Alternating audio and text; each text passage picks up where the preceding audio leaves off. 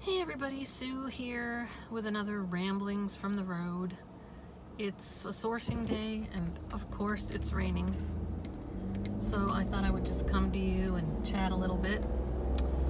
I don't know about anybody else, but it's now January 3rd and after Christmas was over, I just had, I'd say maybe even after New Year's, I just was down in the dumps for a couple days. I'm not sure if it was just post Q4, like sales are down.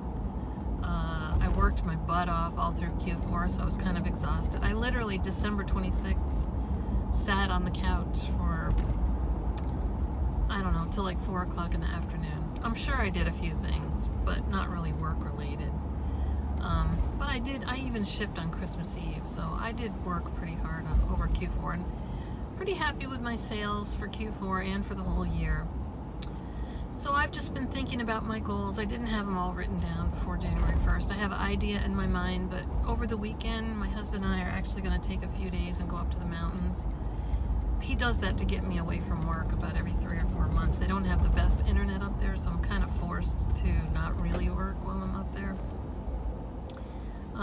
Because like many of you, I'm an addict when it comes to working and sourcing and not necessarily processing. That is not the fun part. I'm kind of over that myself.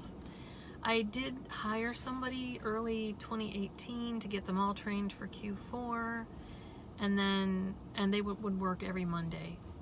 Every once in a while, if I was out sourcing out of town or something, we might change it to another day. And then early in Q4, like October, I really started sending in a lot. Some days I would have her, some weeks I would have her a couple days.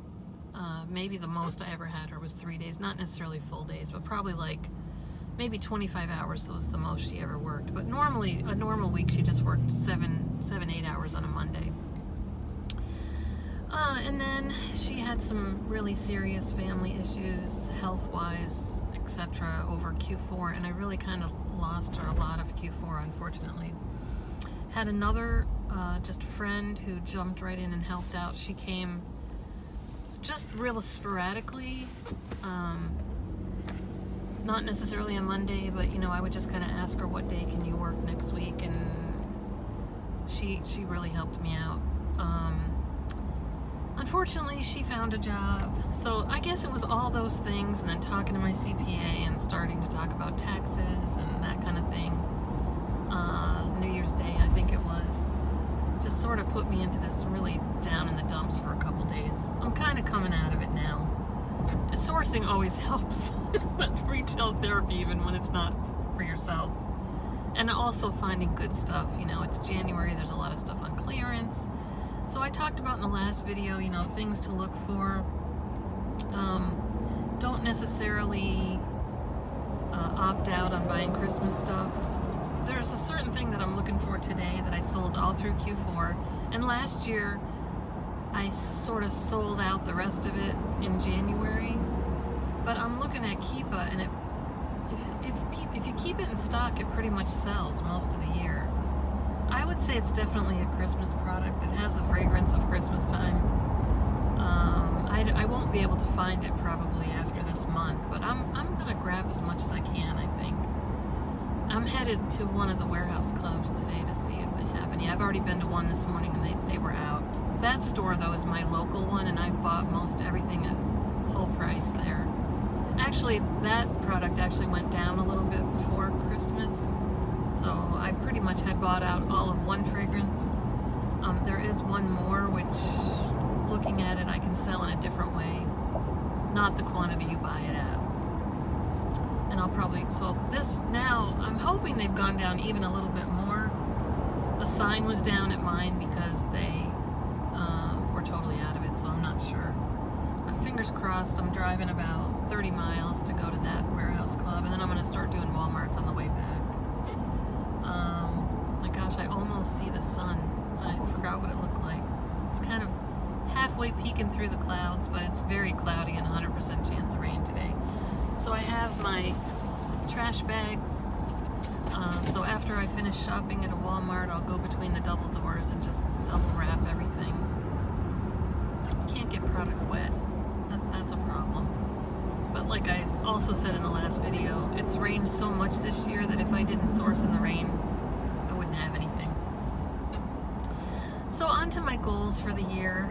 So I'm going to set some goals, and then I'm going to write down action plans for them. I have started that in my head, but I've always heard it's better to write things down, and I'm really going to try to do that this year. So that's actually one of my goals, is to write down my goals and action plans to follow through on those goals. So you can have a goal. It's really nice to have a goal like, oh, I want to double my numbers for 2019, but what are you going to do to double it? Because if you do the same thing you were doing last year, you're probably going to come out about the same.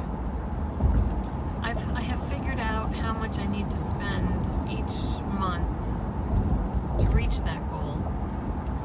I'm also looking back, I heard this really good saying online yesterday. If you're not tracking your numbers, then it's not really a business. So I know, it comes to the end of the year and people are like, oh, I sold on eBay all year. Oh, but I didn't keep track of everything, and how am I going to do my taxes? Here's a fresh start, a new year. Start tracking everything. So I have to say I'm behind on my eBay tracking, but what I did, which I got from Pinching Pesos Deb a couple of years back, she talked about Auction Tracker. It costs $50 for the year. And hey, I'm not saying you have to buy this. Just somehow track, whether you use a spreadsheet or just write it down in a notebook. You need to know what you spent on your items, what they sold for, how much you spent on shipping. Because you don't, you buy something for $10 and sell it for $20, you don't want to pay taxes on $20. You want to pay it on $20 minus the $10 cost of goods, COGS, minus the shipping, minus the eBay fees. And it might end up coming out $5 is what you actually made, and that's what you need to pay taxes on. And I know people talk about, oh, how much do I have to make on eBay before I pay taxes? Well, really, $1. Now, there is an exception. Like if you're just going around your house and you're selling off items that you had purchased a long time ago, and it really is just a hobby, that's not something you have to pay taxes on. But once you start buying things to resell, it's income, and that really needs to be included in your taxes. If you have a regular day job, you can just add that in under other. And once you do that, you can also deduct the cost of things like, did you buy a laptop exclusively to sell on eBay? Do you use your cell phone pretty much for business? I mean, I'm not going to give you tax advice. You need to talk to somebody about that. But once you have a side business and you're paying taxes on it, then you have other deductions you can take as well. So that's just something to consider there. So back up to Auction Tracker. So it costs $50 for the year. It can only go back 3 months at a time, and I'm guessing that's because eBay only keeps most of your records for 3 months at a time. So as long as you buy it by March, you can track it back to the beginning of the year. And that's what I don't think I've done it since November, so I've got 2 months to go back and pull. And then I already have a spreadsheet when I buy stuff, or when I call it moving it over from my Amazon. Most of the stuff I have that I'm selling on eBay right now is something I purchased for Amazon, and I get it home, maybe I bought 12 of them and one of them has a dent in the box or something, so I'm going to sell it on eBay. So I have a spreadsheet that I keep, and when I'm going through, say I'm prepping for shipment and I see, oh, this box isn't good enough to sell on Amazon, I go ahead and put it on my spreadsheet, moved to eBay. So then I've got a record. Once I upload my Auction Tracker of all my sales, I can just glance at my spreadsheet and see what I paid for that item. Every once in a while, if I miss something like that, I can go back either in Inventory Labs and see around that date, if I bought a whole bunch of them, what I purchased it for, or worst case scenario, I can go back and look at my receipts. My receipts, I do not scan all my receipts, and I talked to my CPA about it, and he said as long as I keep them the way I am, it shouldn't be any problem. I wouldn't mind scanning my receipts, but some of them are literally, when Toys R Us was going out of business, I kid you not, my receipts were 6 feet long. I'm not exaggerating. So to scan those, I just have to scan. If I did the one from the picture from your phone, I'd have to scan that probably 7 or 8 times to get the whole length of the receipt in there. What I do is save up all my receipts. At the end of the month, I sort them by store, put them in alphabetical order. It doesn't really matter, but sort them by store, sort them in alphabetical order, and put them in a 6x9 manila envelope. And then I write the month on the outside. So if I ever have to go back and look for a receipt, I do kind of have to know about when I bought the item. And then I just, pull the whole wad out and then skip through to Walmart or Bed Bath & Beyond, would obviously be at the front. And then I just go through those Walmart.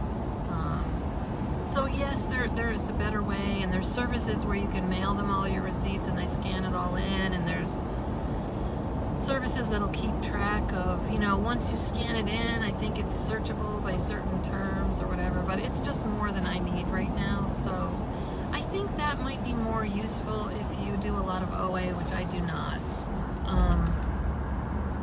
Anyway, however you keep track of it all, just keep track of it. Again, worst case scenario, as long as you have all those receipts, you could spend 25 or 50 hours going through them and writing it all down or putting it in a spreadsheet at the end of the year for tax time. But don't do that. I mean, find what's easiest for you. Like the first year I said, I'll keep track of my mileage. I had a calendar. And if you look at my calendar from 2017 in January, I tracked my mileage every time. And that can include your mileage for sourcing, for dropping off at UPS, for running to Office Depot for boxes, for running to the post office. So all these things. So I was like, okay, I'm going to write it down every time. So if you look at my calendar for 2017 in January, I have it all written down. In February, I have most of the month. In March, I have like 6 days that I remembered to do it, and then I didn't have it for the whole rest of the year. So I literally went through my receipts, and I did this a few hours every night and spent literally a couple weeks on it. I sorted by date, and I figured out my route, put it in Google Maps, and saw how many miles I went that day. After that, I bought Mile IQ. I believe it's $59 for the year. You can get like a free trial, but if I go in some sourcing and I go to 7 stores in one day, so that's like 9 trips, because they're from home to the first store, from the first store to the second store. They count each one of those as trips, and I think you can use it for free if you have under 40 trips a month, under 20 trips a month. I'm not sure what it is, but by the second day I had already gone over that. So, and I believe you can buy it by the month, but I think it works out to be like 2 free months a year if you just buy the year. I just bought the year, and I will never not have a service again. I don't even know all the things that it can do, because I know it can do more than what I use it for. But okay, so every time you make a trip, like at the end of the day, I try and do it at the end of the day, I'll sit down and look through all the trips, and you swipe right for business, and then you can choose, you don't have to, but you can choose like this trip was for sourcing, this trip was for UPS. Also, if you do the same trip, like when I go to the UPS customer center and come home, I have that set to automatically go to business. So I don't even have to swipe that one. It's automatic for me. Same thing with the post office. But sometimes I might go to Walmart for personal, and sometimes I might go for business. I always source when I'm there, no matter what. But so when you're finished at the end of the day or at the end of each trip, you can swipe right for business, left for personal. You can even track, though, on the personal, like on your personal taxes, you can write off. I don't know about this year, because I know there's changes to the 2018 taxes. You used to be able to write off miles for medical and miles for charity, and I'm not sure you can do that anymore, but it can keep track of all those. You can also, it just shows you point to point, you drove from here to there. Well, you can add, like, if I go to this Tuesday morning regularly, I'll type that in. So I can easily see where I've been. Not just the place, or not just it doesn't really give you the address, it just sort of shows you the spot on the map and says the name of the city. I think that's how it works. Let's see, I want to go west. So, yeah, just start keeping track of everything. It's a good time of the year to start doing all that again. And I've talked about this before, I did get a CPA this year, so every month, like the second or third day of the month, I send him everything he needs from me. My bank statements, my credit card statements, all my sales for Amazon, what Amazon took out for sales tax, because he even does my sales tax submission. So I send him all that every month, and then a few days later he sends me my P&L. In between he'll ask me questions. What was this for? What was that for? Most of it's pretty self-explanatory, and I usually I have another spreadsheet where if it's something unusual, like most of what I buy from Walmart is cost of goods, so it's automatically recorded as cost of goods. But maybe say I'm on a trip and I buy boxes from there, or tape or something like that, that's actually going to be an office expense. I'll write that down and send that to him. I also send him what I wrote checks for, so I just have another spreadsheet that I use for that. Just keep track of it during the month. If I miss something or whatever, he'll just send me a little spreadsheet and say, what are these for? To make sure it all comes out right. So I'm pretty good. I'm pretty set for taxes. I don't think there's really anything I'll need to give him in addition. Well, things that I get in the mail, like for personal. My mortgage, deduction, those kind of things I'll have to send him at tax time. I can't believe it, the sun is out. I feel like parking and sitting out in the sun for a few minutes. I don't think I've had any vitamin D all winter. Of course it is sprinkling just a little, or it's just wet muck coming off the trucks in front of me. Okay, so taxes. So I'm pretty set for taxes and everything. So that's I'm pretty set. Oh, one other tip I was going to give you on Auction Tracker. So you record what you paid for the item, and then you record what you spent on shipping. And if you want to know it'll give you the breakdown for every item that you bought. If you really want to know, if you're doing eBay more, let me see how to word this. If eBay's maybe your primary business, or you have maybe different categories in eBay, and you really want to know exactly what you made off of each item, you can put in your postage for each item. And so you'll not only get the totals of what you made, but you will get the profit on each item. Well, that's not really that important to me, because a lot of what I am selling on eBay is just something I want to get my money back from on Amazon. Yes, there are things that I'll find occasionally that I'll make a good amount of money on, but it's not something that I feel like I really have to track right now. Like, oh, this category is better for me, so I want to start sourcing that more. That's not really how I'm using eBay right now. So at the beginning, I was going through and looking up each transaction that I paid for PayPal shipping and trying to match it with each item that I bought in that spreadsheet. And that was really time consuming and annoying more than anything else. And then I realized, actually, for my purposes, I really just need my totals. So I realized I could just go through and put in for postage, just go through and list them in order. And as long as I get them all, like I ended October with this transaction, the last day of October, for $7.64 for postage. Now I can just start with November and just list all my postage costs. I'm not matching them up with each item that I sold. And by doing them in order, they might just end up coming out properly. regularly, but that's one tip if you're using eBay like I am, just as an aside to get rid of items. That's just a tip there. Now, one of my goals is to sell a little more on eBay, and aside from just things that I can't sell on Amazon. So I have had things over the years, like I just recently purchased on Facebook Marketplace a Lego Mindstorms. Be looking for those. I have to say, in particular, I'm in the Atlanta area, and my Facebook Marketplace has gone to not retail, but more like eBay prices. But every once in a while, you'll run across something, and I just happened to be looking at Facebook Marketplace, and this popped up because I do have Legos as a search, and it was $60 for the whole Mindstorm set. I forget which number it is, but it's the robot, and it didn't have the box, but it had the manual, it had the working body, which that's the electronic part of it, and extra pieces that came from some other sets. And I looked at it because I thought, I can't believe this is still available. But it had been listed 2 minutes before. So when there's something that I really want to buy like that, first of all, I'm not going to mess around and say, would you take 50? Because 2 minutes later, it's going to be gone at that price.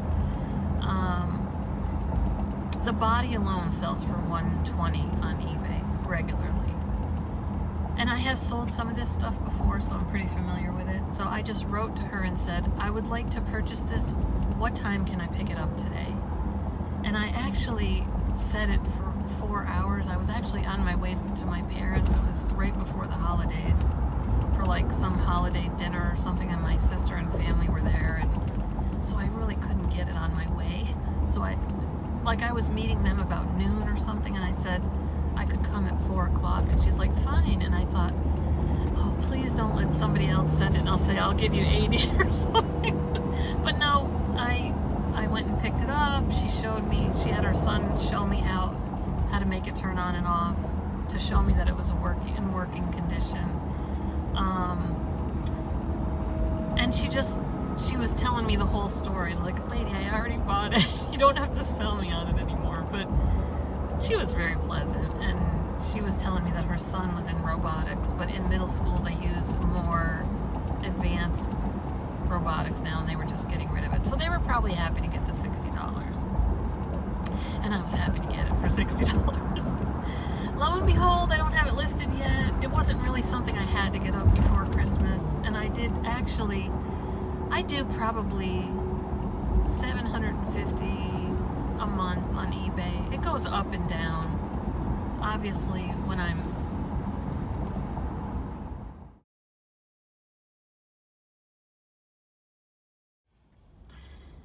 ran low on battery there, so I'm back to you now. I was talking about the Lego Mindstorms and how I hadn't listed that before Christmas, but I'm not worried about that at all. That's going to sell anytime. I want to do a little more research and see if I want to sell like the main body and then parts, or just sell it all as one set. I just kind of want to see if I have everything. So I want to take a little more time to look into that. I've been outsourcing about 6 hours now. Sorry, I'm under a bridge. It's starting to get dark. It's about 5:30. I haven't done very well today. I've done okay. So I was at the wholesale club on the other side of town, and it was starting to get sunny. So I had my cart just piled high. I had 6 of something that was really large. And I start walking out, and it's really, really sunny on one side and really black on the other side, and I feel it starting to sprinkle just a little bit. And I hadn't stopped to put everything in bags because it looked really sunny looking out the door.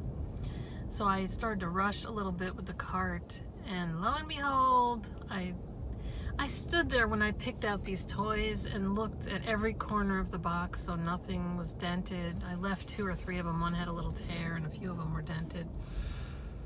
And they all went tumbling off the cart, along with my 12 large bags of candy. Everything kind of looked okay. I mean, I gathered it up really quickly and got it all in a truck. And then I kind of climbed in the truck. Oh dear, I'm getting on the freeway and it looks terrible. Google Maps said go this way anyway, even though the traffic was heavy. That's traffic in Atlanta for you. I don't know what the heck I'm doing out on a Friday night at 5 o'clock. Just kind of dumb. Anyway, yeah, so I kind of tumbled everything and just climbed in the back of the truck and got it all gathered up.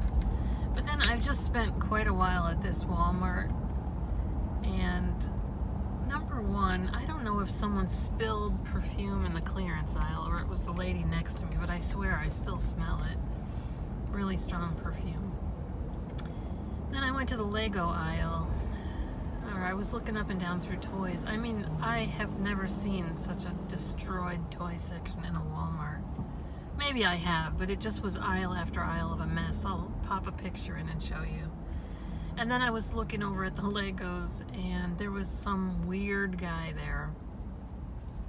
Obviously had a mental issue, and he just kept talking to me about Legos and showing me this window of this set, and he just went on and on about how Lego doesn't make streets, and he keeps calling them and telling them to make streets, not just the plates, but streets. See this Lego set? It's got streets in the picture. Anyway, he just went on, and I just kept inching further and further away from him, and then I'd go to some other aisles, and then I'd come back, and he was still there. And there was just a few sets way up top that I couldn't reach, and I wanted to check it out. Honestly, I just didn't get all that much there either. And then I went over to check out, and there was lines and lines to check out. Planned on going to a couple more stores on my way home, but we're going out of town tomorrow for just a couple days, and I think I'm just going to go home and do laundry and cooking a couple meals because we're going up to a cabin, and I don't want to have to do much over the weekend, so I'm going to try and pack some meals to go. So, I gave you a few tips today. I will tell you one more. There was, when I was out in Charlotte, I found something I haven't seen in a long time. It's a dinosaur toy, and I meant to show it to you as I was rambling, but I shipped it off really quick when I got home. I was so excited I had found them. So it's a dinosaur from Jurassic World, and I don't know how to pronounce it, but it starts with B. I will show you a clip of it. I'll stick that in the video. Sells for, I want to say, $11.97, and they are gated for some people because when Jurassic World came out and was really popular, and I don't know that if they were having trouble with it or whatever, but they did gate a lot of people. It wasn't gated to start with. I'm pretty sure I had to get ungated a second time for whatever brand it is. I don't remember. Anyway, yeah, I haven't seen them in a really long time, and I was out in Charlotte on a sourcing trip over the last weekend. Walked into the aisle, and they had 6 of them, three assortment, 2 of each, and they were pristine. So they've got to have come from the back room, and they just found them. Anyway, I had been selling them for like $20 and $30, and I think the last one I even sold for $57. They are listed right now for $72.99. I don't know what they'll be by the time you see this video, but again, I'll put a clip in there just if you happen to run across them. And I would grab it anyway, even if you can't sell it on Amazon, because I'm quite sure. I actually sold a couple damaged box ones on eBay a while back. I'm quite sure you could at least double your money on eBay, if not more. Because it's pretty rare, but I'd just be looking for them. I wouldn't, and you can't search for it on BrickSeek because it was it took me a long time to figure out why, even if I found some in the store, it wouldn't show on BrickSeek because you can't use the UPC code. It's like an assortment, and I don't know what the assortment number is. Anyway, again, I wouldn't go out to every Walmart looking for one, but just if I was at Walmart, I'd just check and see if they have any. Okay, I'm going to go before it's too dark, and I will talk to you again next week, and next week I'll go into a little more detail about goals, what some of my goals are, and you know, how to not just pick out a goal but put things into action, because I'm going to be working on that a little bit over the weekend. It's not really work. My husband and I are going to be talking about our own personal goals and what we want to do for 2019. And I wasn't so crazy like I have to have it all done by January 2nd and get started. I have ideas in my mind. I've already started to put some into play, but I do want to get things down on paper because I've read many times that it's better to have it down on paper. Okay, we'll talk to you soon.